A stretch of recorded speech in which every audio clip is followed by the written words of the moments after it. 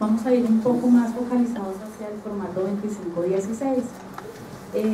Bueno, ahora debemos estar como muy atentos a todas las resoluciones, decretos que nos traiga la DIAN respecto ya a dejar definitivo el 2516. Entonces se demora un poquito en darnos el decreto reglamentario del formato. Por allá en la reforma tributaria nos dice, bueno, ustedes deben hacer un punto de conciliación entre lo contable y lo fiscal, y aparece hasta noviembre de 2017 diciéndonos qué es lo que debe tener las especificaciones técnicas. Entonces, un poco tarde, pero bueno, ahí ahora nos ponen a nosotros a correr, a actualizarnos, y aún más importante, a tener una información bien hecha, bien soportada como es este formato. Listo, entonces amparados en ello, vamos a iniciar. Primero, digamos que antes de sentarme a hacer mi declaración de renta, cerrar mi 2017, debemos tener dos puntos de partida que son muy claros al iniciar. El primero, y pues ya lo habíamos visto, pero somos que cuando nos repiten, se nos va quedando, lo vamos interiorizando y simplemente ya no se nos va a dificultar qué es lo que debo hacer, qué era, sino cuando nos repiten, bueno, ya lo tenemos muy claro. Entonces, en ese orden de ideas, y como siempre se ha dicho, el artículo 21-1, que fue el que adiciona el artículo 22 de la 1819, y esta es nuestra columna vertebral. Dice cuáles son esas bases fiscales que debo tener en cuenta para la preparación de mi declaración de renta 2017. Y dice, el título, ¿cambian bases fiscales?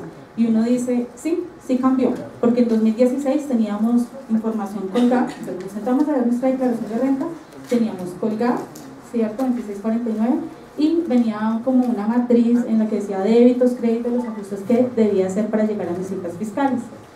Ahora yo digo, bueno, puedo tener como esa misma dinámica, esa metodología para hacer mi renta del 2017, pero debo basarme en información bajo los nuevos estándares internacionales de contabilidad, ¿cierto? Bajo todo lo que me trajo la implementación NIF, y lo mismo, una matriz que me diga débitos, créditos y hacer esos ajustes fiscales para llegar a mi declaración de renta.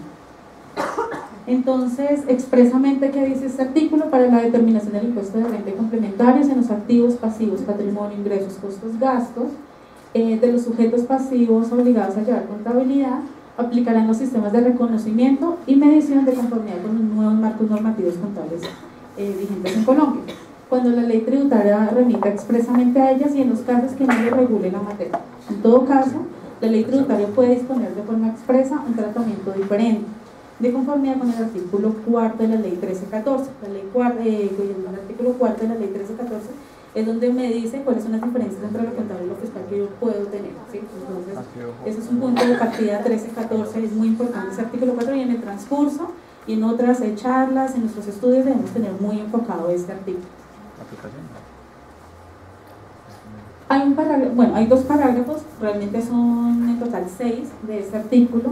Hay dos muy importantes, y dice, el tercero es el término de causación deberá asimilarse al término de definición de devengo o acumulación. Entonces una vez se decía, ¿es causación, es devengo, es acumulación? ¿Qué es? Pues para la DIAN y para efectos fiscales él dice causación, es el sinónimo de devengo o acumulación. Entonces uno dice, bueno, de pronto cuando uno, hoy por hoy uno ve todavía que se utiliza mucho la palabra causación, y dice, ¿es correcto o no es correcto? Pues para términos fiscales él nos dice, asimílelo uno con el otro, el devengo o causación igual a sinónimo de causación. Y el parágrafo 6 dice, para efectos fiscales, las mediciones que se efectúen a valor presente o valor razonable conforme con los nuevos marcos normativos deberán reconocerse al costo, es lo que ya hemos venido diciendo, lo que dijimos en noviembre. Para efectos fiscales yo debo reportar mis cifras, es al costo, valor nominal, costo de adquisición. Para los nuevos marcos normativos tenemos valor presente, ¿cierto? Entonces esos no se tienen en cuenta, sino solamente en mi primer columna cuando yo hago todas las estimaciones y cuando voy teniendo esas transacciones día a día, dependiendo de esos nuevos marcos normativos. Cuando yo me voy entonces a hacer mi declaración de renta, temas contables, débitos, créditos, pero entonces para efectos fiscales voy a tener en cuenta el costo. Seguimos caminando, y el otro, entonces lo anterior es el primer paso para cuando me voy a sentar a hacer mi declaración de renta. Segundo paso, conciliación fiscal. Entonces en noviembre como que estábamos aún en un limbo de qué era lo que realmente yo debía hacer. Sí, decían, debes hacer una conciliación fiscal, un control de detalle, lo debes tener, pero era como muy por encima realmente y no teníamos algo específico y concreto respecto a qué era lo que debía hacer. Entonces, ¿qué nos dice? En la ley 1819 nos trae el artículo 137, donde adiciona el artículo 772, raya 1. Y él dice, sin perjuicio de lo previsto en el artículo 4 de la ley 1314 de 2009, los contribuyentes obligados a llevar contabilidad deberán llevar un sistema de control de conciliaciones de las diferentes que surjan entre la aplicación de los nuevos marcos normativos contables y las disposiciones de este estatuto. El Gobierno Nacional reglamentará la materia. El incumplimiento de esta obligación se considera para efectos sancionatorios como una irregularidad en la contabilidad. Entonces uno dice, ay no, después lo hago, no lo entiendo, ¿cómo se hace? Pues sí, lo que pasa es que la DIAN tiene libre disposición de decirme, bueno, muéstreme sus papeles de trabajo, el 2516 y la conciliación fiscal. El no tenerlos me acarrea una sanción que está descrita en el artículo 655, allí están las bases y el porcentaje de la sanción por no llevar este libro, esta conciliación fiscal y el control de detalle. Olga ya nos mencionó sobre el decreto 1998, yo insisto, lo reforzamos para que lo tengamos súper claro de a qué nos enfrentamos con este decreto, ¿sí? Entonces, ¿qué nos dice y cuál es el encabezado del decreto? Por el cual se sustituye la parte 7 del libro primero del decreto 1625 del 2016, único reglamentario en materia tributaria para reglamentar la conciliación fiscal, que trata el artículo 772, raya 1, que efectivamente es el que vimos en el slide anterior, ¿sí? Entonces, ¿qué nos habla? El artículo 1, realmente este decreto se compone como de 3 artículos, uno es el cumplimiento y el otro ya es ejecútese. El primero, que es el importante y es el grueso del decreto, es el artículo primero, interrelación contable y fiscal. ¿Qué nos ofrece el artículo 1.7.1? De una conciliación fiscal, el cual es la suma de un control de detalle más el reporte de conciliación fiscal, que es el 2516. ¿Qué nos vamos a enfocar? Control de detalle, ¿qué es? Entonces, todas las partidas que me puedan generar una diferencia entre lo contable y lo fiscal, yo lo debo tener en mi contabilidad también detectado, que yo pueda decir, bueno, sí, tengo un deterioro de inventarios y eso se originó en la nota contabilidad 5. Eso es lo que ellos quieren. Hablaban antes de un simultáneo, como lo expresaba Olga, y ahora dice que debe ser consistente. Pero efectivamente, si nos vamos como a la realidad, es tenga paulatinamente una con la otra información y muéstrame en casos tal de esas diferencias de donde se originó la diferencia que puede determinar entre lo contable y lo fiscal. Entonces, el control de detalle realmente es autónomo, cada contribuyente puede hacerlo como desee, como le quede de la manera más fácil. Muchos lo han estado haciendo con el libro fiscal, digamos que hay muchos software contables que han estado teniendo paulatinamente el libro tributario, el libro fiscal, o si no por cuentas de orden, digamos que eso es ya decisión de cada contribuyente, cómo es la mejor manera y cómo llevarlo a la práctica para hacerlo. Igual debemos tenerlo, lo importante es que ahora sí debemos tener eso justificado. Y el reporte de conciliación fiscal, que es el formato 2516, antes 1732,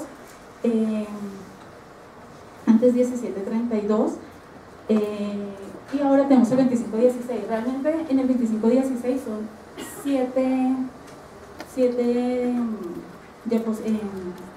pestañas, en el 1732 eran muchísimas más. Pero ¿qué pasa? Uno dice, sí, el 1732 tenía como unas 12, si no estoy mal, más o menos, pero no me pedía tanto detalle realmente como ahora el 2516. En mi concepto, y lo hablábamos con el área de impuestos, el 2516 va más destinado a fiscalización. Nos van a abrir ese grupo de fiscalización muchísimo más, ellos cada día están más fuertes, y nos van a, este va enfocado al impuesto diferido, entonces por allí hay varias cosas que yo no dejo de presentar en mi declaración, y por allí es donde va a abrir ese grupo de contribuyentes a fiscalizar. Aunque es más reducido en cuanto a número de pestañas, realmente es más robusto, de más análisis, de más cuidado, y pues es importante que desde ya lo empezamos a hacer. Listo. Hay un parágrafo importante, digamos que acá no cambia mucho lo que teníamos hacia atrás, que si debíamos de corregir renta, pues debíamos corregir 1732 para los obligados que debían tener este formato. Hoy por hoy es lo mismo, entonces si tienes que corregir renta, corriges también el formato 2516, y adicional a ello, si hay esa diferencia o esa corrección me lleva a que debo corregir control de detalle, vaya y corrijo control de detalle. Entonces esa nota en específico que me surge esa diferencia entre lo contable y lo fiscal. Este parágrafo es bien importante y nos dice, cuando las diferencias no corresponden a los sistemas de reconocimiento medición de los marcos normativos contables y las disposiciones de este estatuto. No será necesario llevar la herramienta de control de detalle que se refiere al numeral 1 de este artículo cuando existen diferencias y estas se pueden explicar e identificar a través del reporte de conciliación fiscal. No será necesario llevar control de detalle. Entonces uno puede decir como contribuyente, no, eso yo lo puedo justificar cuando venga la DIAN y ya, y no lleva un control de detalle. No, no es así de sencillo, porque es que ellos nos separan entre dos. Unas que son unas diferencias por depuración y otras que son por reconocimiento y medición, ¿cierto? Igual es aconsejable hacerlo desde ya, tomarnos nuestro tiempo, porque de aquí a 5 años de pronto en una fiscalización, en un proceso de devolución y demás, nos van a pedir esas hojas de trabajo, no las vamos a tener, nos toca devolvernos en el tiempo y pues rehacer esa información. Entonces es mejor desde ya hacerlo. Y cuando entonces nos hablan de unas que sí se pueden justificar y otras que no, entonces tenemos unas por reconocimiento y medición. ¿Cuáles son? Digamos que son, hablando técnicamente, entre mi norma contable y la fiscal. Entonces, por ejemplo, deterioro del inventario, intereses implícitos, propiedades de inversión a valor, estimadas a valor razonable, depreciaciones y amortizaciones. Entonces, eso sí yo lo debo ir haciendo en el tiempo, en mi año, justificando esas diferencias. ¿Y cuáles otras de depuración? Que cuando yo me siente de mi renta, puedo justificar unas que son fáciles. Por ejemplo, las multas, entonces, no son deducibles de renta, entonces ahí hago mi ajuste débito-crédito para llegar a mi valor fiscal. Los intereses por mora sobre los impuestos, que ya como sabíamos, eso les cambia, ya no era deducible. Los gastos del exterior, limitados a 15%, que no han sido sujetos de retención de cuenta, limitados a 15% de la renta líquida. Artículo 118 sobre el tema de la subcapitalización, el gravamen del movimiento financiero. Entonces, esos son los ajustes que yo puedo justificar al final con mi conciliación fiscal y son por depuración. Y hay otros que sí, efectivamente, debo hacerlos en el transcurso del año. Entonces, uno dice, no se puede ir por ese ladito y decir, no, al final lo justifican, ¿no? Hay que simplemente justificarlo y muchas de las empresas tenemos, digamos que estas son como unas muy comunes, ¿no? Por lo menos esta, depreciación y amortización. Nuestra política contable nos quedó distinta a cuáles fueron las bases que nos dieron fiscal. Entonces, por lo menos ahí hay una diferencia y que yo voy a llevar en mi reporte de detalle, ¿sí? Entonces, ya hay una, sí tenemos que hacerlo, es necesario. Tenemos otro artículo, el 1.7.2, sujetos obligados a presentar el reporte. Una cosa es el presentarlo y la otra es que lo debamos hacer. Absolutamente todos los contribuyentes debemos hacer el reporte de conciliación fiscal el 2516. Pero hay unos contribuyentes que la DIAN copió y que son obligados a presentarlo de forma virtual como el 1732. Y son los contribuyentes que tienen ingresos brutos fiscales iguales o superiores a 45.000 VTs. En pesos colombianos, 1.433 millones. Entonces, ellos deben presentarlo. Y hoy digamos que la duda es, uno, bueno, hago mi declaración de renta, ya la tengo. ¿Presento ya el 2516?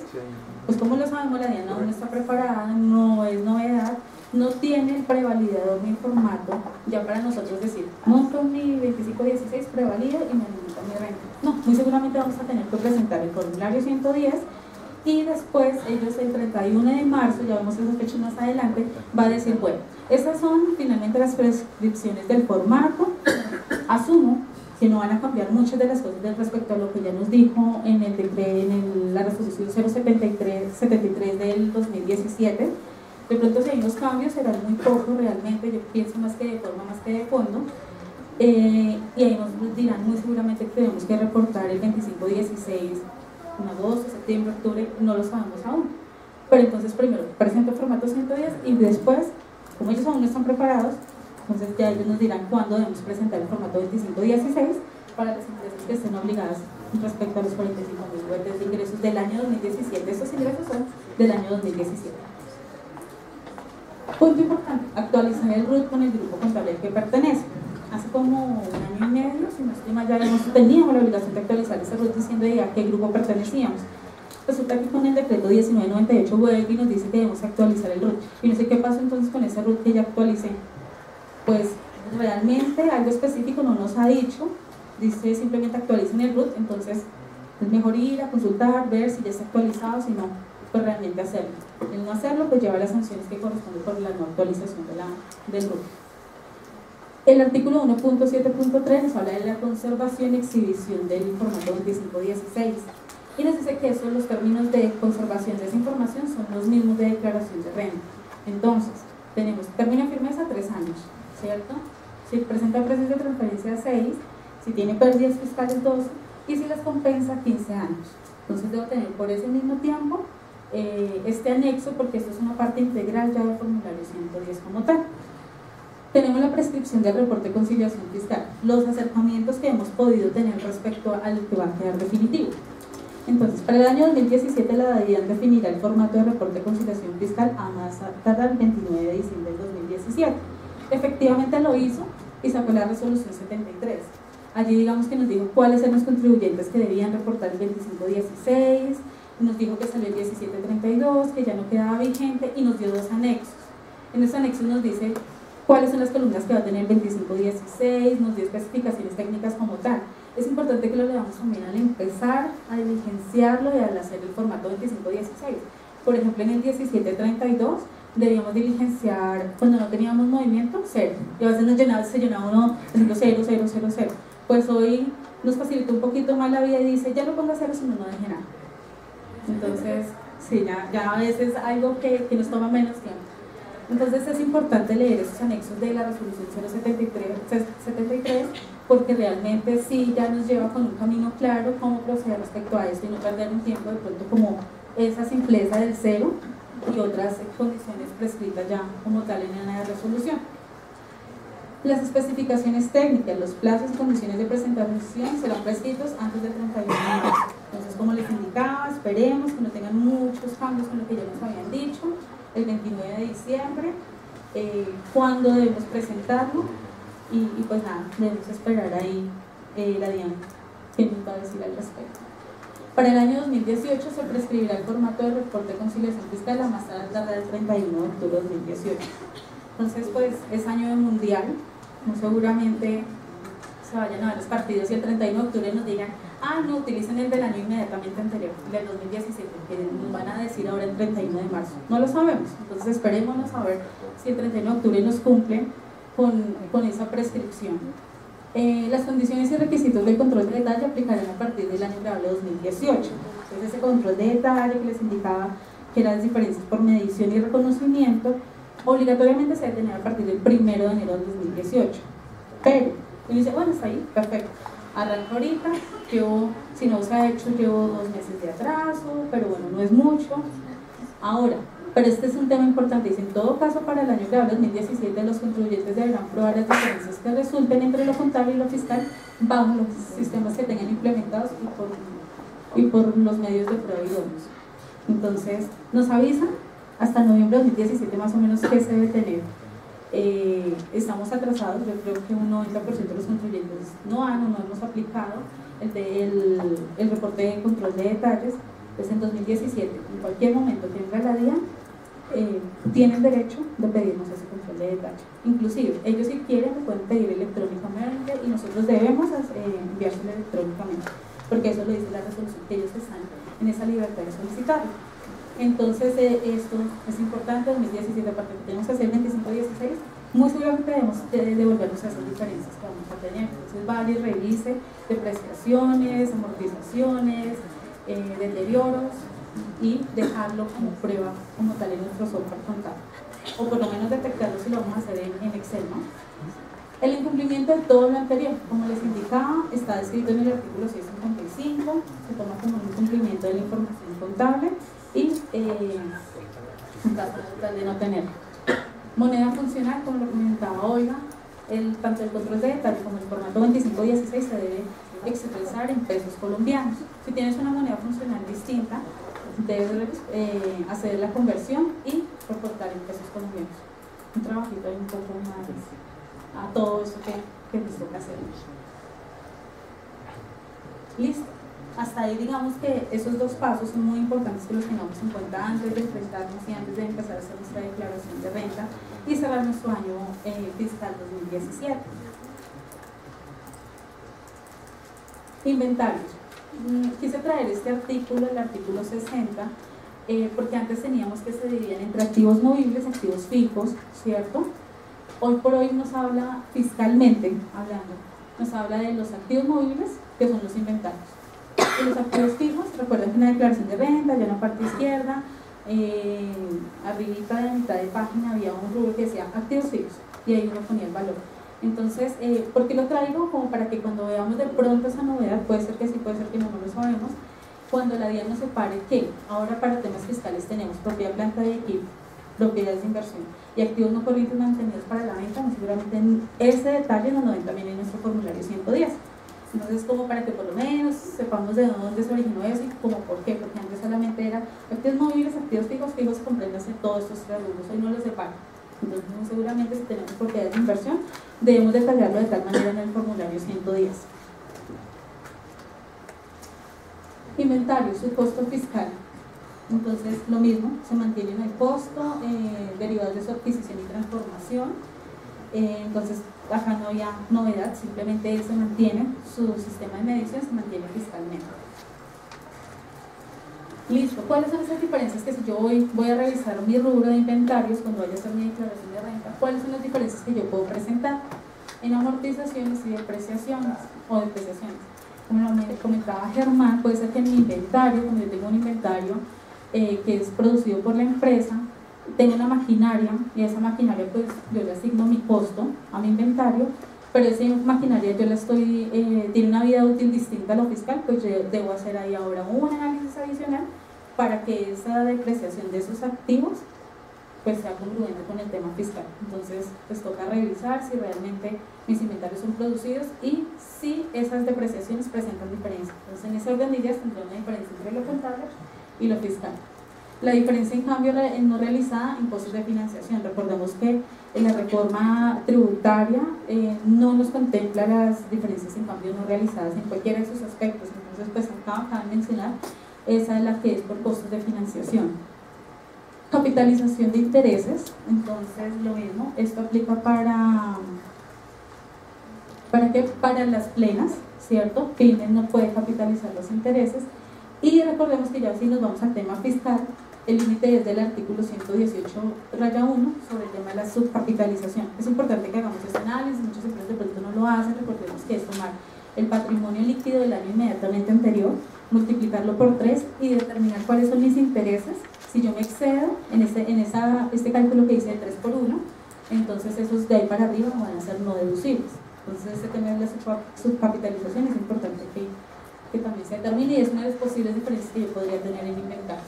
Deterioro, como lo conversábamos ahora en noviembre, una de las diferencias que podemos tener es precisamente al hacer el análisis de mi deterioro, pues que mi valor neto de realización pues me afecte respecto a las cifras que ya deba tener como costo fiscal.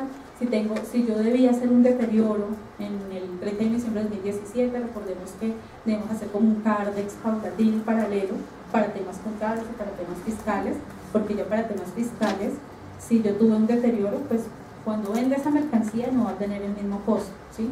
Va a haber ahí un cambio, entonces es importante también que tengamos ese paralelo.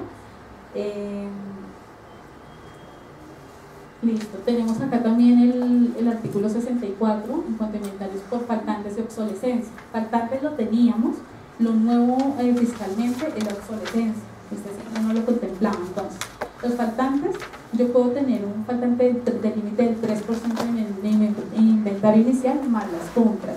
Recordemos que esto yo lo puedo hacer no en cuantificable, sino por unidades, ¿sí? Entonces muy seguramente ahí debemos hacer el análisis cuáles son las unidades que yo voy a tomar como referencia para este faltante. Yo les comentaba en noviembre, podemos tener unas unidades a 10.000 y otras a 20.000, entonces muy seguramente tomamos las de 20.000 porque esto me limita, son unidades más no valores, ¿sí?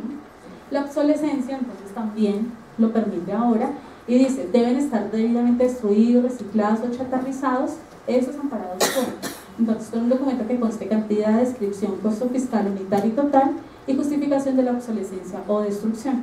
Esto debidamente firmado por el representante legal, responsables de la destrucción y demás pruebas que yo pueda adherir como soporte, ¿sí? Como fotos y demás. Acá hay algo importante. Cuando de pronto yo tengo un seguro y tengo una pérdida, un faltante en mi inventario, y fueron 100 y la aseguradora me dio 80, ese 20 residual yo lo puedo tomar como un costo fiscal, pero si es a la inversa, que no creo que la aseguradora me vaya a dar más de lo que yo tengo como faltante, igual si se llegara a dar el caso, yo ese excedente lo puedo tomar como, lo debo tomar como un ingreso y como un ingreso que me va a aumentar pues mi renta líquida.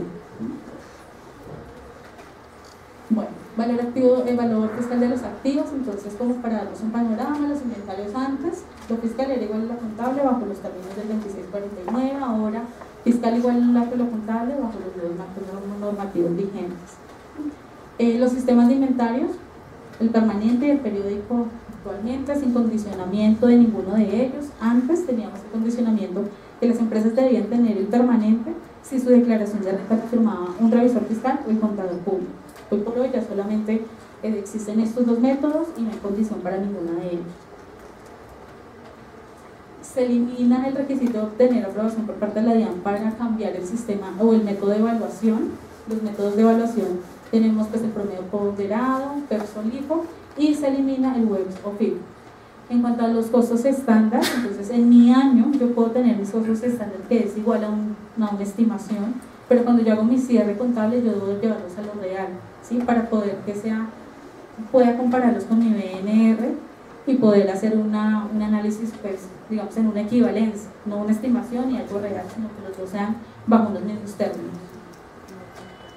El formato 2516, entonces acá arribita vamos a encontrar así la carátula, estado de situación financiera, patrimonio, el estado de resultados integral, renta líquida, el impuesto diferido, ingresos y facturación, activos fijos y resumen del estado de situación financiera y el estado de resultados integral.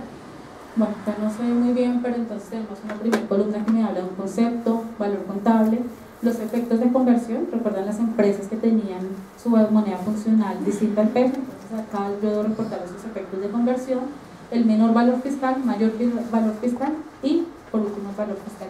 Realmente es esto, como lo comentaba Olga, debemos transmitir esa información, ya no es la cuenta 1110, la 1120, la 14, la 15, sino esto ya es con un lenguaje XBRL, ¿sí? Que eso ya hoy por hoy Super Sociedades lo tiene y los demás centros de control, y es lo que nos va a hacer hablar a nivel mundial en un mismo idioma. Listo, hasta acá tenemos el tema de inventarios. Ahora venimos con el tema de ingresos.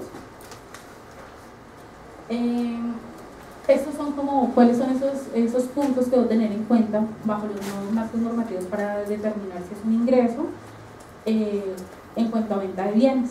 Entonces acá está, tenemos unos ejemplos que son, por ejemplo, cuando ejemplos que se retienen los riesgos y beneficios de una venta de bienes. Entonces cuando las condiciones de instalación, cuando está condicionada una instalación en una inspección, ¿sí? Yo no puedo reconocer hasta ahí porque yo no he dado el riesgo o beneficio de esa mercancía. Bienes despachados sujetos a aprobación y derecho de evolución. Entonces pruebe esto, yo les ponía el ejemplo la vez pasada, pruebe esta mercancía, le doy 15 días y en esos 15 días usted aprueba o no esa mercancía que si está sujeta a comprarla, ¿no? Y hasta ahí voy a transferir sus riesgos y beneficios y hasta ahí voy a reconocer el ingreso. Las ventas en consignación, lo mismo, hasta cuando se haga la venta puedo reconocer el ingreso, y las ventas canceladas en efectivo contra entrega, porque pues hasta ahí voy a transferir ese riesgo y beneficio de la venta del bien. La prestación de servicio, lo mismo, bajo estos 4 puntos referencia para tener en cuenta. Pues esto lo paso muy rápidamente porque ya llevamos un 2017 bajo estos conceptos, estos estándares, entonces pues no es novedad. ¿Cómo se puede medir el grado de avance? Entonces, inspección física del trabajo realizado, correos, actas, fotos, servicios ejecutados frente al total. Entonces, por ejemplo, yo determino frente al total cuánto he podido avanzar en esa obra y allí voy a poder determinar mi ingreso en caso tal vez de no poder medir de otra manera. Total gastos frente a los incurridos que sean recuperables, reconociendo la misma porción en ingresos, y el efecto del resultado será cero. Entonces no puedo medir de alguna manera mis ingresos. Este es uno de los proyectos que tengo estos gastos asociados a ese proyecto que sean recuperables, y en esa misma porción voy a reconocer los ingresos en ausencia, que yo realmente pueda medir esos ingresos de una manera fiable. Realización de los ingresos en temas fiscales. Entonces esto nos habla el artículo 28 y dice: los ingresos realizados fiscalmente serán los mismos devengados contablemente en el periodo grabable respectivo. Entonces hasta ahí uno dice lo mismo contable, lo mismo fiscal, pero recordemos que el artículo 28 me trae unas excepciones, ¿sí? Y esas son las que yo voy a tener que conciliar, y son estas los que conversábamos la vez pasada, donde dividendos y participaciones distribuidos de sociedades nacionales y extranjeras. Entonces, ¿cuándo se reconoce como ingreso? Cuando sean abonados en cuenta de exigibles, ¿cierto?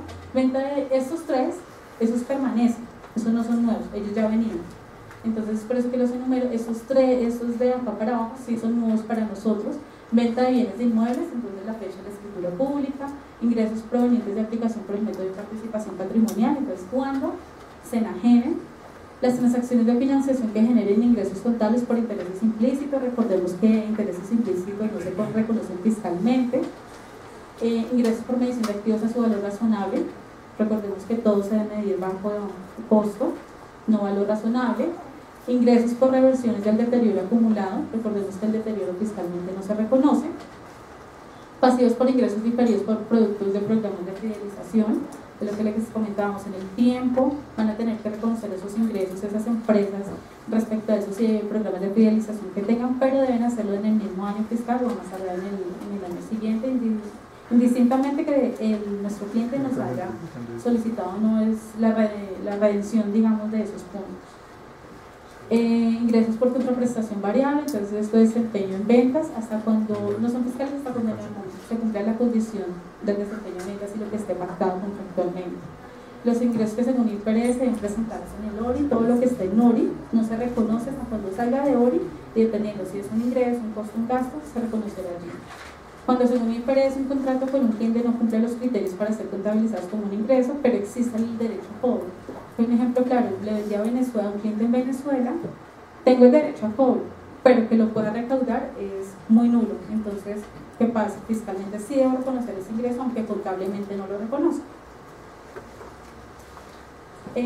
Diferencias entre los demás impuestos, entonces, tenemos en renta, en IVA y en ICA. Como lo comentábamos anteriormente, en renta están condicionados a mi artículo 28 con sus excepciones.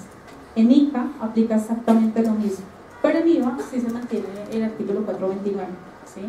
Que estén facturados, o lo primero que se debe el pago en cuenta, que estén facturados, que se haya terminado la prestación del servicio, ¿sí? O la entrega del mismo. Acá tenemos entonces más o menos que es el formulario 2516 en cuanto al ERI o renta líquida. Entonces lo mismo, tenemos las mismas columnas realmente, y pues nada, acá realmente nos pide mayor detalle, inclusive hay un rubro en los costos, en los gastos no deducibles, donde yo debo determinar cuáles fueron por facturas que no tienen, por gastos que no tienen facturas, cuáles fueron, por ejemplo, pagos salariales que no les hice la retención en la fuente. O sea, ellos me piden un montón de detalles muy grande. Entonces, mi invitación, primero conozcamos el formato para ahí sí ya después irnos a diligenciarlo, porque de pronto vamos a incluir eso acá donde un rubro que dice gastos no deducibles y pongo 100, pero resulta que más abajo me toca detallar cada uno de ellos. Entonces debo tener muy clara mi hoja de trabajo para hacer la declaración de renta, porque me va a pedir ese detalle. Ingresos y facturación, novedad. Entonces, como lo comentaba hoy, un punto de fiscalización en la que me van a decir, bueno, ¿qué ingresos ha tenido? ¿Por qué no me ha tributado en IVA todos esos ingresos? Pero el renta sí tomó, pero acá hay una diferencia. Entonces acá empezamos, por ejemplo, dice acá, pasivos lo divide en tres partes. Pasivo por ingreso diferido, entonces tome el saldo, esos son los pasivos, ¿no? Por los ingresos diferidos. Saldo al inicio del periodo, réstele el registrado como ingreso contable en el periodo, súmele el generado en el periodo. Entonces, ¿qué saqué de mi cuenta 27 como generalmente se hacía y qué voy a aumentar en esa cuenta 27 de diferentes proyectos? Y al final tome, entonces el 4 es igual a 1 menos 2 más 3, ¿sí? Después venimos a un segundo como rubro, es la facturación emitida en el periodo. Entonces, la devengada como ingreso en periodos anteriores, devengada como ingreso del periodo, registrada como ingreso diferido, solo lo facturado, no ha generado ingreso, el pasivo diferido. Y ¿qué debo tener en cuenta? Tome 9, o sea, esta, coja 5 más 6 más 7 más 8, y ahí voy a tener la totalidad de mis ingresos. Y al final voy a tener un ingreso contable devengado en el periodo. Ahí el resultado de ello va a ser mi ingreso neto, ¿sí? Entonces ahí es donde realmente lo van a empezar a cruzar con las declaraciones, y si realmente sí coincide, excepto pues IVA, ¿no? Porque tenemos ese ingreso facturado, pero debo tener una conciliación entre esos para poder justificar en caso tal de una visita a la DIAN. Sí, mire, esa diferencia surgió de esto y esto y esto, y acá nos está presentando absolutamente todos los ingresos facturados, no facturados, ingresos amortizados, lo que sea, simplemente acá es donde se resume. Uno valores totales acá por rubros, pero pues el análisis que se puede o el resultado que pueda llevar esta pestaña es muy grande y es un foco de fiscalización para la DIAN. Listo, entonces acá nos va a dar nuestro valor neto. Por último, entonces eso, bueno, ¿y por dónde, en medio de este formato, por dónde empiezo? Estratégicamente, y como lo decía Olga, es muy importante, bueno, primero la carátula, luego el impuesto diferido, porque es que realmente el fuerte de este formato es el impuesto diferido, los activos fijos, aquí también me piden detalle de cada uno de los activos fijos, por cada columna me van pidiendo una serie de detalles, ¿sí? No solamente activos fijos y ya, impute el valor, no, sino debo dar detalle de cada uno de ellos. Los ingresos y facturación, que fue el que acabamos de ver, el estado de situación financiera, patrimonio, y por último, el estado de resultado integral, la renta líquida. Entonces, esto es como un orden cronológico como para que nos sea un poco más ameno diligenciar ese 2516, obligatorio absolutamente para todos. Listo, este es el tema. Cualquier duda, entonces al final, ya como tal de la jornada, lo atendemos. Gracias.